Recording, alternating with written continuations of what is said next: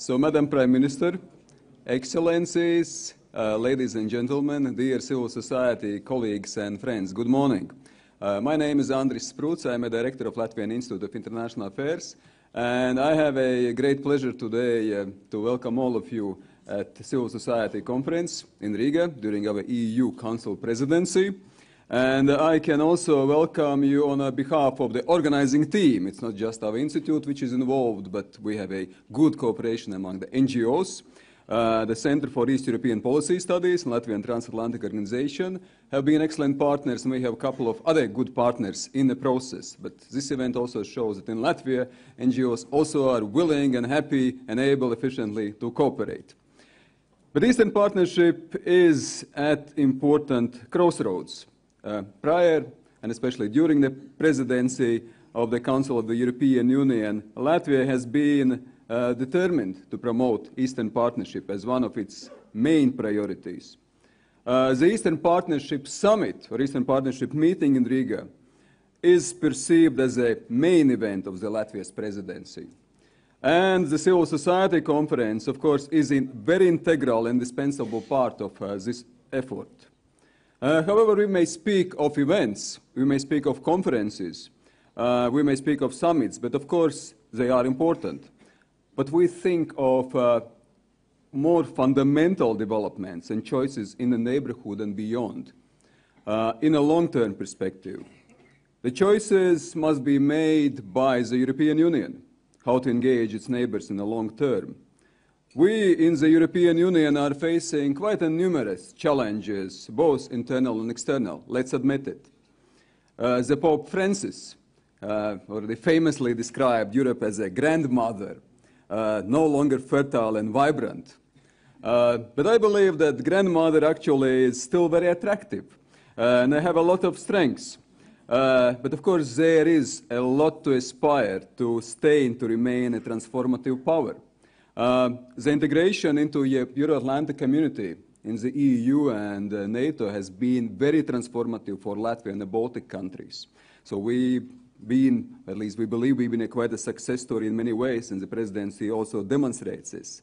But the countries and societies in the neighborhood also deserve both vision for long-term engagement and also concrete initiatives which allow to implement this long-term vision. But the process of engagement and ownership is mutual. The countries and societies in the Eastern Partnership are primary agents of change and transformation, and the civil society is at the core of this transformation. Vibrant civil society contributes to accountable governments, and this is important for legitimacy and success of efforts and partnerships which aim at stable and prosperous European neighborhood. So civil society, once more I would underline, is indispensable in this process. And I'm certain that the Civil Society Conference today and tomorrow also will be instrumental in promoting a thorough debate and engagement across a wide spectrum of like-minded partners and stakeholders to provide concrete initiatives, to exchange best practices, and also to dare for a larger vision, because I think we need one. Hence, once more, welcome all of you here in Riga, in our conference on behalf of our team. I wish you, and actually I wish to all of us, a very productive and dynamic 2 days. So thank you.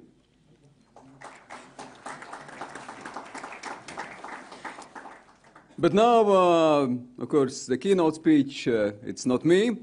I'm very happy, very honored, and very pleased to invite Latvian Prime Minister, Laimdotas Straujme, to give an opening keynote speech of our event. We are very delighted that the Prime Minister was willing to comment and to give her thoughts.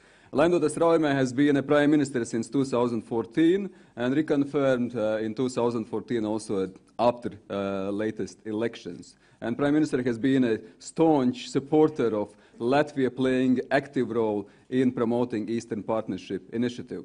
Madam Prime Minister, the floor is yours.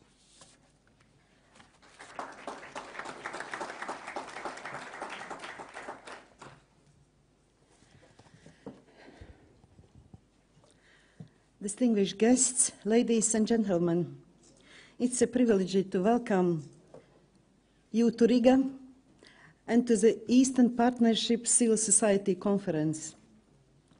This is one of 3 side events at the Eastern Partnership Summit this week. Across Riga, a conference on media freedom is also getting underway this morning.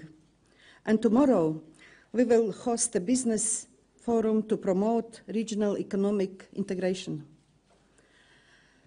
They are all important pillars of the Eastern Partnership, reflecting not only its reach, but its ambition to create an area of peace and stability, development and prosperity, and to bring partner societies closer to the EU. I am in no doubt that it is one of the EU's most valuable tools. And this week is an opportunity to redefine and reboot the partnership, to ensure it fulfills its ambition and responds to the aspiration of citizens who strive for democracy, development, and the rule of law. It is a chance to build on agreements signed last year with Ukraine, Georgia, and Moldova, and to advance the mobility agenda, which is opening up new possibilities for cooperation in business, science, and education. And it is an opportunity to tailor each European partnership relationship to the specific needs of the country in question.